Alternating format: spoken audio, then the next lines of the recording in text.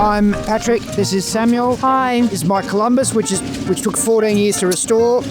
So I actually had it before Samuel was born.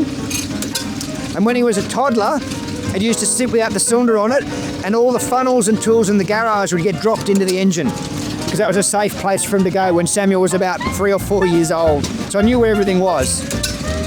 And it's been running all weekend, and Samuel's been helping oil that and check on it all weekend. Yeah, just occasionally coming up and checking on it and putting oil and making sure everything's okay. Yeah.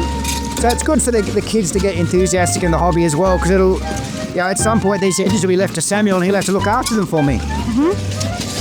Yep. This was sold by Gibson Battle in Sydney. As far as anyone knows, this is the only one running on petrol. The other ones are running on LPG and gas. This has a fuel pump fitted, which was still there when the engine was found. This restoration of this engine was finished in 2000, but due to COVID and health issues for myself, this is its first big trip. It's probably the first time it's been out of the Sydney metro area in 116 years.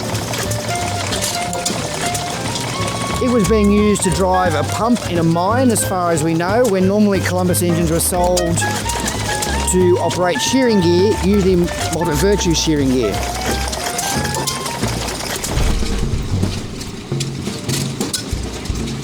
And the Columbus was restored, like I said, over 14 years, and it was a complete wreck, and lots of parts were missing. And it's taken a lot of work to find all the bits, because there's only about a dozen in the world. There's only 3 in Australia, and this is now the most complete and the only one that's running outside of America.